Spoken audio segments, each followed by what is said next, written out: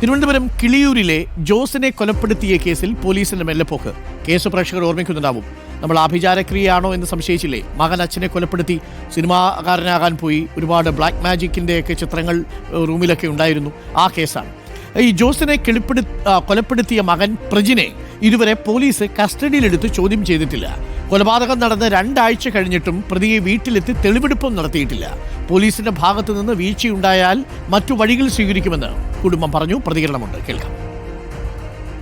അല്ല, അന്വേഷണം ഞങ്ങളെ സംബന്ധിച്ച് ഞങ്ങൾ അത് ഗൗരവമായി കാണുന്നുണ്ട്. പോലീസ് അന്വേഷിക്കുന്നു എന്ന് ഞങ്ങളോട് പറയുന്നുമുണ്ട്. പക്ഷേ ഞങ്ങൾ പോലീസുമായി ബന്ധപ്പെട്ടപ്പോൾ പോലീസ് പറഞ്ഞത് 90 ദിവസത്തിന് മുൻപ് എന്തായാലും അവൻ ജാമ്യത്തിൽ ഇറങ്ങില്ല. ഈ 90 ദിവസത്തിന് മുമ്പ് ചാർജ് ഷീറ്റ് കോടതി കൊടുക്കും എന്നാണ് ഞങ്ങൾ ആദ്യം മരണം സംഭവിച്ച് അടക്ക ശുശ്രൂഷ എല്ലാം കഴിഞ്ഞതിന് ശേഷം പോലീസുമായി ബന്ധപ്പെട്ടപ്പോൾ അവർ ഞങ്ങളോട് പറഞ്ഞത്. അപ്പോൾ ഇപ്പോൾ ദിവസം നീണ്ടു പോകുന്നു. ഈ പറഞ്ഞ പോലെ ഫസ്റ്റ് റിമാൻഡ് കഴിഞ്ഞു, 2ാമത് റിമാൻഡ് ചെയ്തുവെങ്കിലും പോലീസ് കസ്റ്റഡിയിൽ പ്രതിയെ വാങ്ങിയിട്ടില്ല. അപ്പോൾ അന്വേഷണം എന്താണ് എന്നുള്ളത് ഞങ്ങൾ അത് നിയമപരമായി ഒരു അഡ്വക്കേറ്റിനെ കണ്ട് മുന്നോട്ട് പോകാനാണ് ശ്രമിക്കുന്നത്. പക്ഷേ പോലീസിന് അന്ന് ഈ സംഭവം നടന്ന ദിവസങ്ങളിലെല്ലാം പോലീസ് വളരെ ആക്റ്റീവ് ആയിരുന്നു എന്നുള്ളതാണ് ഞങ്ങളുടെ മുന്നിലുള്ള ഒരു കാഴ്ചപ്പാട്. പക്ഷെ അതിന് ശേഷം ഈ ഓരോ ദിവസം കഴിയുന്തോറും ഇപ്പോൾ സംശയങ്ങൾ കൂടുന്നു. ഇതേപോലെ നിങ്ങൾ ഇങ്ങനെയൊക്കെ പറയുമ്പോഴും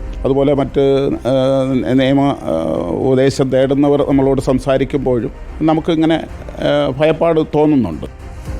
നമുക്കിപ്പം അരുൺ സോളമൻ ചേരുന്നുണ്ട്. Arun Solomon, good morning. Arun, സാധാരണ രീതിയിൽ ഇത്രയും വൈകാറില്ലല്ലോ പോലീസ്. പ്രത്യേകിച്ച് ആ വീട്ടിൽ ആ കൊലപാതകം നടന്ന മുറിയിൽ എത്തിക്കണം, അവിടെ തെളിവെടുപ്പ് നടത്തണം. ഇത്രയും ദിവസമാകുമ്പോൾ ആ തെളിവുകളൊക്കെ സ്വാഭാവികമായും നഷ്ടപ്പെട്ടു പോവില്ലേ? പോലീസ് എന്തുകൊണ്ടാണ് കസ്റ്റഡിയിൽ ആവശ്യപ്പെട്ട് ഇനിയും തെളിവെടുപ്പ് നടത്താത്തത്? അങ്ങനെ ഒരു വീഴ്ച വന്നിട്ടുണ്ടോ പോലീസിന്റെ ഭാഗത്ത് നിന്ന്? പോലീസുമായി സംസാരിച്ചപ്പോൾ എന്താ മനസ്സിലാക്കാൻ സാധിച്ചത്?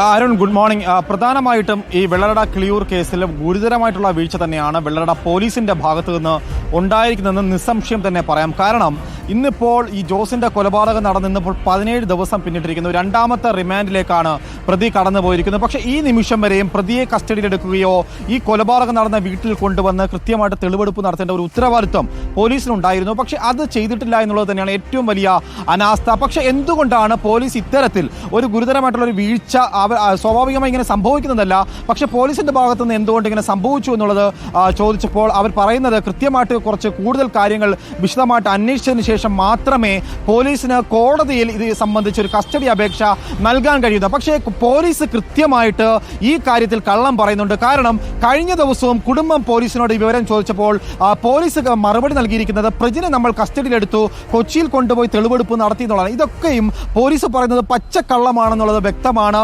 ഇതുവരെയും ഈ കൊലപാതകം നടന്ന വീട്ടിൽ കൊണ്ടുവരാനോ അല്ലെങ്കിൽ ഈ പ്രതിയുടെ മുറിയിൽ കൊണ്ടുവന്ന് ഈ വസ്തുക്കളൊക്കെ ശേഖരിച്ചെടുത്ത പോലീസിന് എന്തുകൊണ്ട് ഇതൊക്കെയും കൃത്യമായിട്ട് ആ പ്രതിയെ അവിടെ കൊണ്ടുവന്ന് തെളിവെടുപ്പ് നടത്താൻ കഴിയാതെ പോയതെന്നുള്ളതൊരു ചോദ്യം വലുതായിട്ട് തന്നെ ഉയരുന്നു. പ്രധാനമായും സമീപകാലത്ത് ബാലരാമപുരത്ത് ഒരു കുഞ്ഞെ എറിഞ്ഞു കൊലപ്പെടുത്തിയ ഒരു കേസുണ്ട്.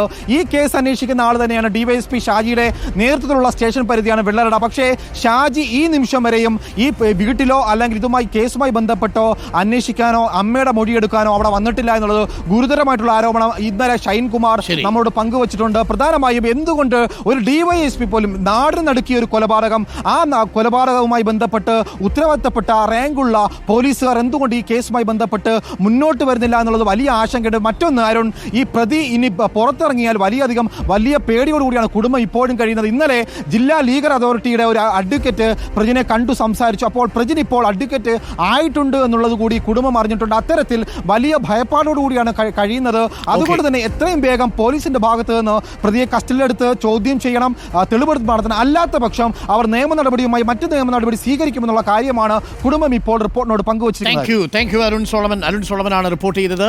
എന്തായാലും ഈ വിഷയത്തിൽ പോലീസ് അടിയന്തരമായി പ്രതിയെ കസ്റ്റഡിയിലെടുക്കുക, തെളിവുകൾ ശേഖരിക്കുക എന്നുള്ളതാണ്. സാധാരണ രീതിയിൽ നമ്മൾ ചെന്താമരയൊക്കെ തെളിവെടുപ്പിന് കൊണ്ടുവന്ന് കണ്ടില്ലേ? കസ്റ്റഡിയിലേക്ക് വിട്ടുകഴിഞ്ഞ് ഉടൻ തന്നെ തെളിവെടുപ്പിന് കൊണ്ടുവരുന്നതാണ് നമ്മൾ കാണുന്നത്. കാരണം ആ തെളിവുകളൊക്കെ നഷ്ടപ്പെട്ടു പോകാനുള്ള സാധ്യതയുണ്ട് എന്നുള്ളത് കൊണ്ട്. പക്ഷേ ഇവിടെ ഒരു റിമാൻഡ് കഴിഞ്ഞു, അടുത്ത റിമാൻഡിലേക്ക് പോയി, 2 ആഴ്ചയാവുന്നു, ഇതുവരെയും കസ്റ്റഡി ആവശ്യപ്പെട്ടിട്ടില്ല എന്ന് പറയുമ്പോൾ അതിലൊരു ഗുരുതര വീഴ്ചയുണ്ട് എന്ന് ബന്ധുക്കൾക്ക് ന്യായമായും സംശയിക്കാം.